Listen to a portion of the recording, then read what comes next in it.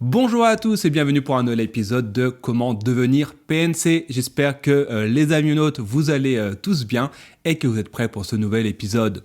Aujourd'hui, dans cet épisode, on va parler des hôtesses de l'air, stewards, ainsi que des tatouages. Et vous allez voir que enfin les compagnies aériennes commencent à évoluer sur l'interdiction des tatouages.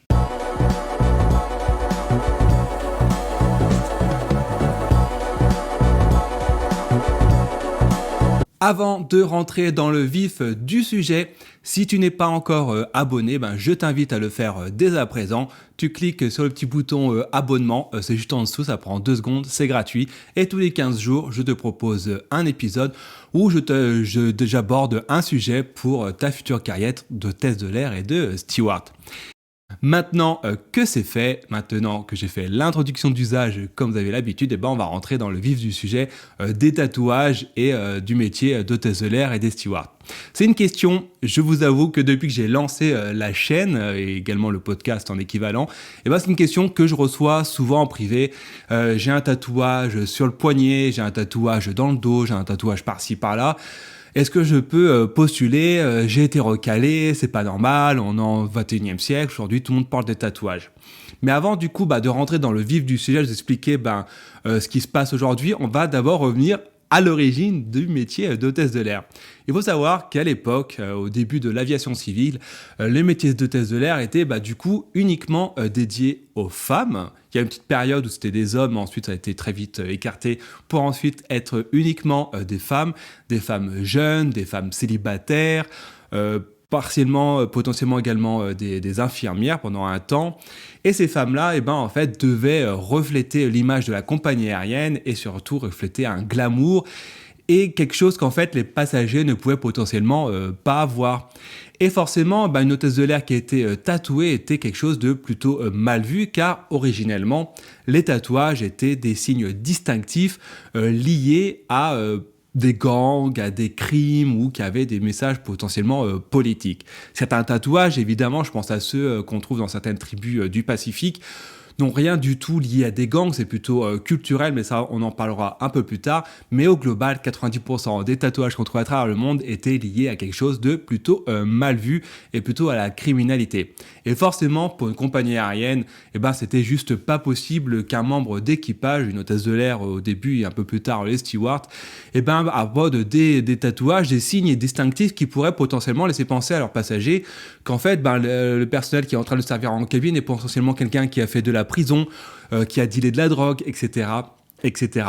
Originellement, en fait, c'est pour ça que les compagnies aériennes ont interdit les hôtesses de l'air, enfin du moins les tatouages sur les parties des hôtesses de l'air, sur le corps, les parties visibles. D'ailleurs, là, je vais vous faire apparaître une image schématique de ce qui est autorisé ou pas sur les tatouages. Alors, vous voyez les parties sombres, grosso modo, ce sont les parties où les tatouages sont autorisés. Donc, jusqu'à présent, c'était comme ça. C'était en fait les parties recouvertes par les uniformes. Donc, les hommes, c'était à peu près tout le corps, les jambes. Et les femmes, c'était le tronc et le haut des cuisses et encore limite, étant donné que souvent les hôtesses de l'air sont en jupe et que cela pouvait se voir lorsqu'elles sont assises sur leur siège PNC.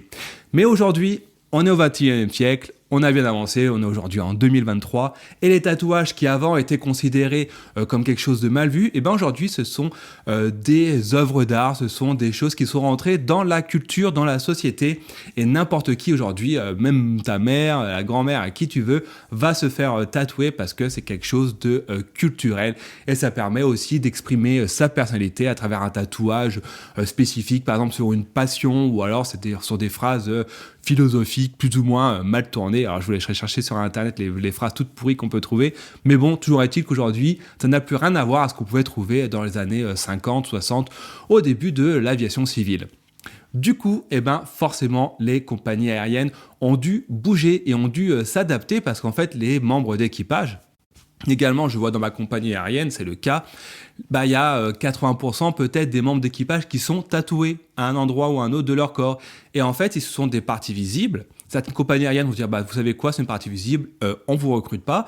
Et d'autres compagnies aériennes, comme la mienne par exemple, va dire, ok, pas de problème, vous avez un tatouage visible, mais au moment où vous portez l'uniforme, ce tatouage doit être caché, que cela soit par du maquillage ou bien encore par je perds les mots, par un pansement de couleur chair pour ne pas que ça soit vu par un passager.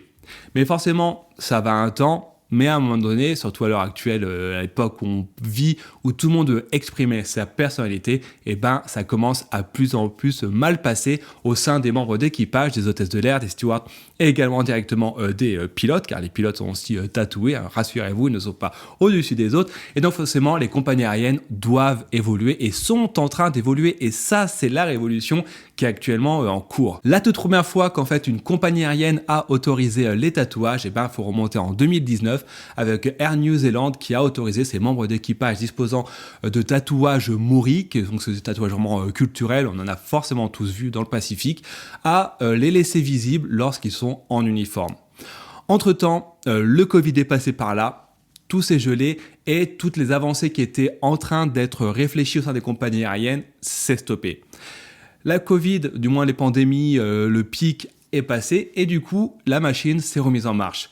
Et là, ce sont les compagnies aériennes anglaises qui ont pris le lead. On sait que les Anglais sont quand même assez plutôt ouverts d'esprit et ont tendance à accepter des choses que des compagnies aériennes plus traditionnelles en Europe ou alors encore pire au Moyen-Orient auront refusé dès le départ. Du coup, on a Virgin Atlantic et un peu plus tard EasyJet qui ont officiellement annoncé la permission à leurs membres d'équipage d'arborer fièrement leurs tatouages, même si ceux-ci sont visibles par les passagers.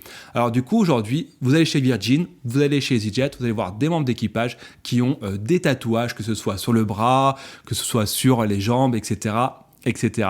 Et cette révolution, eh ben, ce n'est que le début, et c'est là, du coup, c'est cool pour vous et également pour moi, voir d'autres qui ont des tatouages et qui veulent faire des tatouages, et ben, du coup, vous allez pouvoir vous dire, bah, aujourd'hui, le métier qui peut-être m'était interdit aujourd'hui parce que j'avais un tatouage pas très bien placé, aujourd'hui, et ben, potentiellement, je peux pouvoir postuler parce que c'est enfin autorisé. Après, comme dit, l'évolution du port des tatouages reste quand même quelque chose d'assez lent en temps d'acceptation de ces compagnies aériennes. Comme je vous l'ai dit, les compagnies aériennes anglaises ont pris le lead, ont pris le leadership, étant donné que c'est quelque chose d'assez culturel.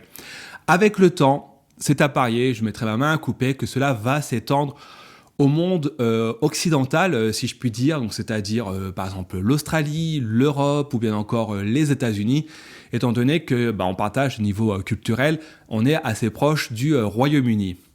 Ensuite, en ce qui concerne les pays du Golfe Persique, donc que ce soit Dubaï, Qatar et ensuite les pays asiatiques, là, j'ai envie de vous dire que pour l'instant, l'évolution n'est pas encore prête et je pense qu'il va falloir encore attendre quelques années. Si vous voulez par exemple travailler chez Emirates et pouvoir arborer fièrement un tatouage, culturellement, le tatouage n'est pas encore autant accepté dans ces sociétés-là qu'elles le sont dans nos sociétés dites occidentales. Donc, si jamais vous avez des tatouages sur votre corps, il va falloir un peu réfléchir où est-ce que vous voulez postuler ou si vous voulez en faire un, réfléchissez d'abord où est-ce que vous souhaitez le faire. Si jamais par exemple vous avez envie de vous expatrier à Dubaï ou bien au Qatar et que du coup Abu Dhabi, là d'un coup on vous dit non, vous pouvez pas avoir un tatouage sur le bras. Évidemment, le port du tatouage reste malgré tout limité. Dans le sens que même si EasyJet ou même si encore Virgin Atlantic ont autorisé officiellement leur tatouage, elles ont quand même mis des barrières dans le sens qu'un tatouage par exemple n'a pas le droit d'être au niveau du cou, également au niveau de la tête et de mémoire également au niveau des mains et que ces mêmes tatouages, peu importe, du moment qu'ils sont sur une partie autorisée du corps, ne doivent pas montrer des actes de violence, des actes de nudité ou de sexualité, et également avoir des messages, on va dire, politiques ou des messages pouvant porter atteinte à la compagnie aérienne, comme disant moi je n'aime pas telle nationalité ou tel type de personne, et du coup ça c'est interdit, mais au-delà de ça finalement ça reste quand même assez large au niveau de l'acceptation des tatouages, et vous allez voir que cette évolution des tatouages en fait elle est en train de vraiment prendre le pas, et d'autres compagnies aériennes sont en train de réfléchir d'après les échos que j'ai eu de certains collègues qui travaillent dans d'autres compagnies aériennes. Et là, je fais une petite digression que je parlerai un peu plus tard dans cette saison concernant l'évolution qui a lieu au sein des compagnies aériennes. Et dans quelques épisodes, je pense d'ici 2 ou 3 épisodes, je vous parlerai de l'évolution qui a également lieu au niveau des uniformes. Vous allez voir que les compagnies aériennes commencent à se mettre à la gender fluide, si je puis dire. Je cherche exactement le terme, mais je suis plus sûr à 100%.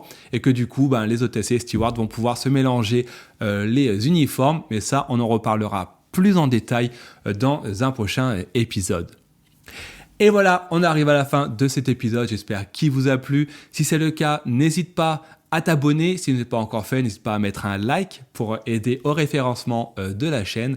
Et également, je t'invite une nouvelle fois à t'abonner à la newsletter et de recevoir du coup gratuitement ton e-book pour t'aider à devenir hôtesse de l'air.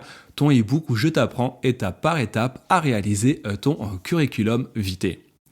Et je te souhaite du coup une bonne journée. Je te dis porte-toi bien et à très bientôt.